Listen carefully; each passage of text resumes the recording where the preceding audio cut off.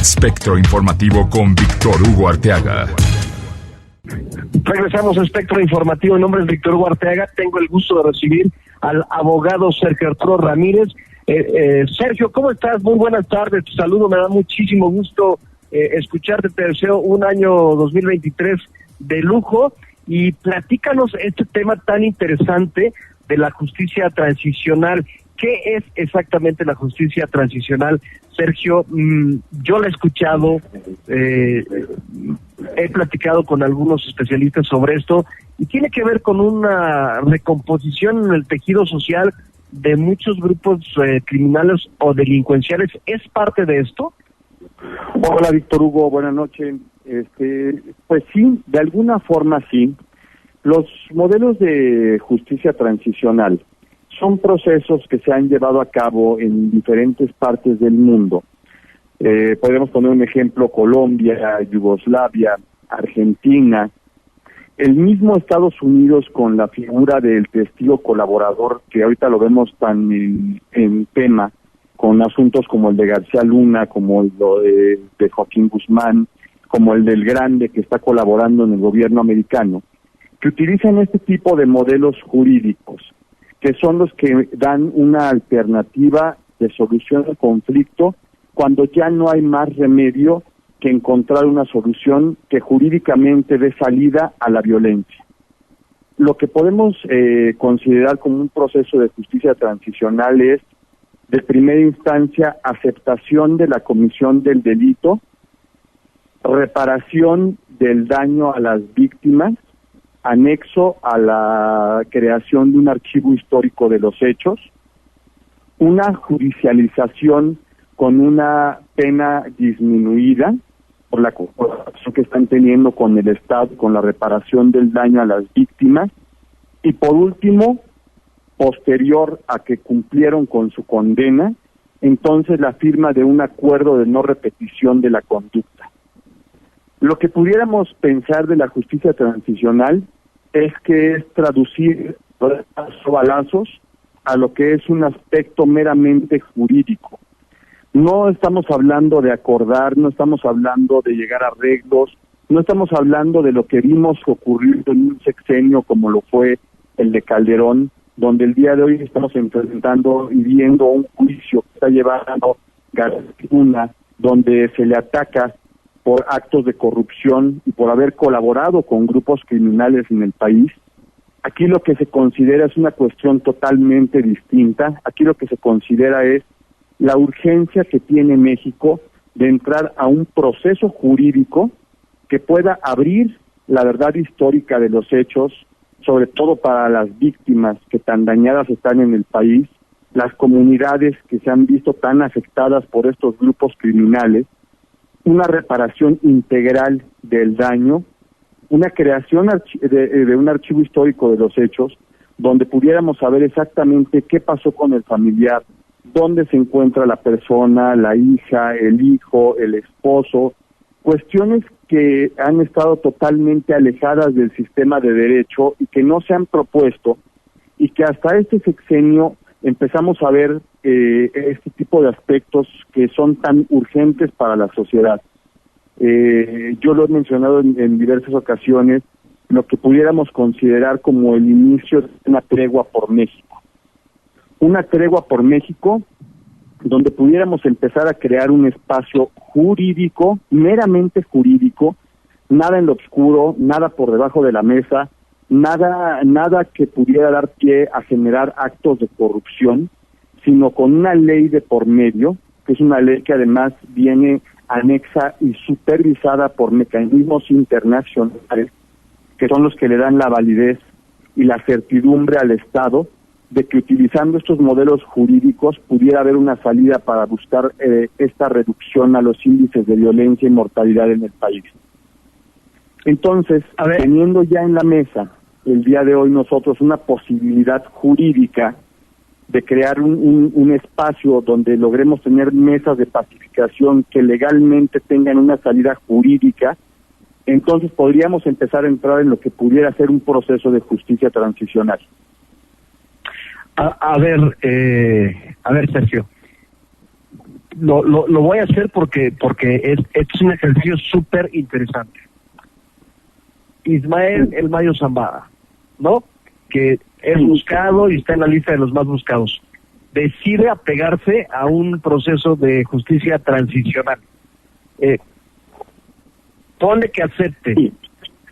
¿Cómo vamos a evitar que el gobierno mexicano, que sabemos que es corrupto, las autoridades que los persiguen, las fiscalías son corruptas, porque todo el mundo sabe dónde está y nadie va por él?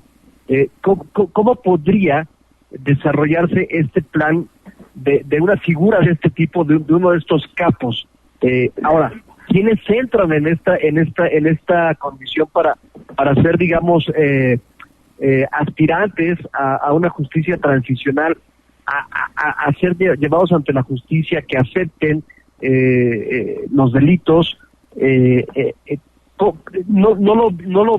parece interesantísimo, pero ¿cómo hacerle para que se haga una realidad con personajes de este tipo? Ahora, los que matan gente, los que secuestran, ¿es para todos esta justicia transicional o cómo lo ves tú?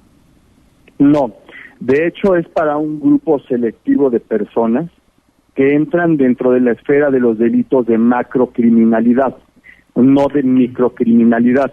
O sea, no hablamos de delitos del fuero común, no hablamos de delitos de robo, de extorsión, de secuestro. Al contrario, lo que prevé este tipo de modelos de justicia es que precisamente con la colaboración que se genera con el Estado al iniciar un proceso de justicia transicional que ya tenga su propia ley, estos modelos lo que requieren de primera instancia es que se haga una ley específica, que esté elevada y que tenga acceso dentro de la Constitución para poder transitar.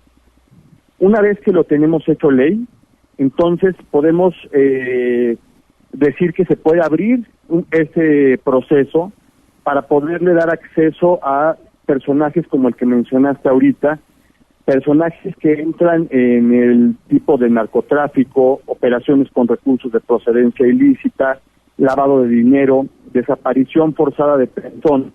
O sea, gente que pudiera hacer realmente un efecto, que pudiera ser reparador para el Estado, reparador para las víctimas y que pudiera lograr sustancialmente reducir un índice de violencia como lo es en las peleas por los territorios, que es algo que el día de hoy genera el mayor índice de mortalidad violenta en el país.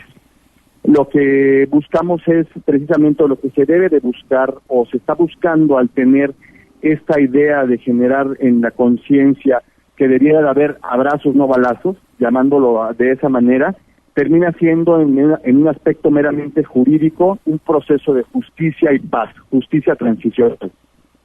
Lo que se busca es elevarlo para que esto sea ley y en el momento en que sea ley puedan entrar a este tipo de figura, que no me gustaría llamarla como una figura de testigo colaborador, porque no lo es, pero si lo asemejáramos a lo que estamos viendo o lo que vemos constantemente en Estados Unidos que pasa, es un proceso muy similar, con la única condicionante que genera la diferencia de que aquí no tenemos reparación del daño a las víctimas el día de hoy, donde aquí no tenemos una verdad histórica de los hechos, y donde al final del camino quienes debiéramos de ser los que debiéramos de ser los primeros en obtener una reparación por parte de estos individuos o estos sujetos, terminamos siendo los que nos quedamos con los muertos, los que nos quedamos con las víctimas, los que no tenemos reparación del daño, los que el Estado no tiene reparación del daño por parte del criminal. Entonces, exactamente lo que se busca al generar este tipo de figuras es un nuevo sistema de justicia en el país. Y donde pronto, en lo que se está generando este proceso, este modelo de justicia, pudiéramos entrar a lo que se llamaría, o lo que pudiéramos ver como una tregua por México. Un espacio en el tiempo donde pudiéramos abrir una ventana y tuviéramos la oportunidad de frenar en primera instancia las peleas por los territorios. No con acuerdos oscuros, no por debajo de la mesa, en un aspecto meramente jurídico, de un proceso que además es supervisado precisamente para que no haya actos de corrupción, porque la corrupción es uno de los pies por donde caminan los delincuentes, por donde camina el crimen organizado, y precisamente por ello es que se busca que haya protección y supervisión de mecanismos internacionales que intervienen dentro de estos procesos. A mí me parece muy interesante, o sea, me consta, por la historia lo dice, en algunos imperios asiáticos como el chino y el japonés, se dio así acuerdos ¿no? de grupos rivales. En la historia de los Estados Unidos, una familia mafiosa, hubo un patriarca que decidió cambiar el rumbo y luego John F. Kennedy resultó ser descendiente y presidente de los Estados Unidos. Creo que sí se puede cambiar la vida de un criminal cuando él así lo desea. ¿Cuál es el incentivo que podría tener una figura de este tipo, como el que hemos mencionado, como el Mayo Zambada, como Rafael Caro Quintero, como el que me digas de los capos mexicanos? ¿Cuál sería su principal incentivo como para decir, sí le entro a un sistema de justicia transicional? ¿Por qué le convendría, Sergio? De primera instancia, porque tiene que haber un cese a la persecución. Hay un cese a la persecución. En segundo lugar, porque habría que buscarse la fórmula mediante la cual, haciendo las adecuaciones necesarias a lo que es un debido proceso y a la presunción de inocencia, no sean objetos de extradición. O sea, tendrían que tener la certeza de que se van a quedar aquí en el país para aquí reparar el daño. Y básicamente esos dos elementos son los que pudieran ser el mayor incentivo. Una pena disminuida, como lo es en la figura del testigo colaborador, que sí lleva judicialización, que sí lleva castigo, pero que tiene un castigo que va de acuerdo a las condiciones, en la forma en la que interactúa con el Estado para lograr esa reparación, y en base a ello, posterior, la falta de persecución. Esto dentro de las ganas, llamándole de alguna forma del tiempo que pudiéramos abrir, podría generar un espacio donde empresas, comercio, en México estamos hablando de que un promedio del 40%, 38% de la economía del país proviene del narcotráfico. Cuando llega la figura de Estados Unidos, cuando llega la figura reparadora del daño de Estados Unidos, el modelo que se utiliza, que pudiera tener cierta similitud con lo que debiéramos de buscar aquí en México, lo que conlleva es también una regularización de los recursos que fueron objeto del crimen organizado, del narcotráfico en particular, para que puedan tener una fluidez dentro del sistema financiero mexicano. Esto no es nada oculto, no es nada, es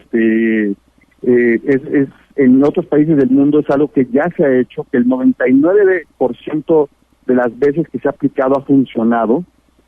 Podría decir que de los pocos ejemplos donde no ha habido un modelo que ha tenido un éxito absoluto ha sido Guatemala, y porque las condiciones fueron distintas, entró un proceso internacional a llevar a cabo el proceso interno en Guatemala. Aquí lo que se debe de buscar es nuestras propias leyes, con nuestros propios modelos de justicia y nuestras propias sanciones para estos grupos criminales. Sergio, muy interesante. Me encantará seguir platicando de este tema y desarrollarlo para que nuestra audiencia lo entienda perfectamente, la justicia transicional. Me ha dado un gusto platicar contigo. Me parece una idea muy interesante. Cuando ya en México se han explorado alternativas y donde los criminales dominan muchas zonas del país, me parece muy interesante buscar nuevas alternativas para bajar ya todo este flagelo que es la delincuencia y la violencia extrema en nuestro país. Si te parece, seguiremos avanzando y platicando en las siguientes semanas al respecto. Está interesantísima esta propuesta. Con mucho gusto, Víctor Hugo, estamos a la orden y pues efectivamente esperemos que se pueda abrir y que se pueda lograr en este sexenio dejar instalada un proceso que jurídicamente dé las vertientes para la reparación del daño que tan necesitada tiene México. Te agradezco mucho, Sergio Ramírez, abogado penalista mexicano, por compartirnos con nosotros, con nuestra audiencia, esta propuesta de justicia transicional. Te mando un fuerte abrazo. Muchas gracias. Igualmente, Víctor Hugo, gracias. Fuerte abrazo. Espectro Informativo con Víctor Hugo Arteaga.